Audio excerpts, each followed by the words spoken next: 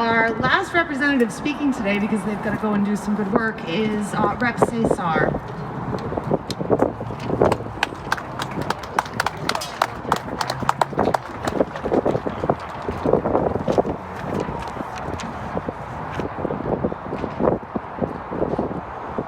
Thank you for being here, and thank you, Haley, and everyone who organized this really critical conversation. I am going to read a letter that was written to Senator Mack as well. To whom it may concern, I will most definitely end up getting in trouble for writing all I wrote, because the Correctional Officers Union does not want the public to know the truth. During an interview for the October 4th, 2020 Providence Journal Watchdog Report, ACI Director Patricia Coyne-Faig stated that this, the ACI job, is a challenging job. How is sitting around and opening a lock and a lever a few times a day for inmates to go out for recreation or feeding a challenging job? During this same Providence Journal interview, the president of the Correction Officers Union, Richard Ferruccio, stated that the facility is too controlled.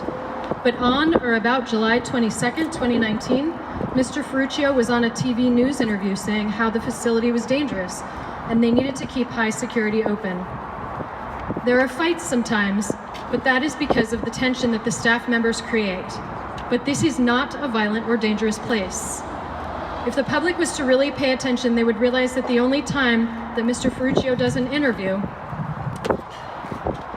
to try to make the ACI seem dangerous is around the time when the State House starts talking about the budget and or closing high security. Joseph Shepard was not lying about how inmates get treated or disrespected and how we're punished for complaining or talking about something wrong. Example, Policy 1227, page 20, explains how maximum security inmates are supposed to get a minimum of 8.5 hours of out-of-cell recreation time. But because of staff shortages, we don't get most of our rec. When we ask about it, we get disrespected and belittled for it. The reason why we don't get our mandated recreation is because staff are allowed to, 1, accumulate a lot of vacation time, 2, allow vacation time to roll over to the following year, and 3, they're allowed to take time off when they please, and 4, they're allowed to all use their vacation time at the same time during the hot, sunny days. And because of this system, we inmates are the ones who suffer because we end up on lockdown, modified recreation, but they all want to work during the holidays for their overtime. Another huge issue is medical treatment. When an inmate is ill and goes to see the nurse, no matter how ill he is, he's told to put it on a medical request slip, and once the slip is in, it takes 4 to 5 weeks, maybe months before you see a doctor.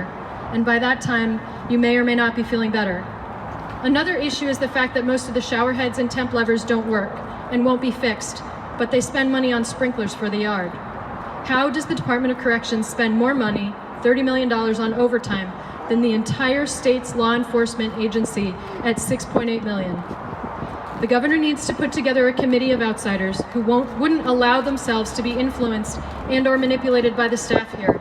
And that will make sure that the public and state officials will get a report on the spending and the treatment of inmates and how taxpayers' money is being used. Thank you.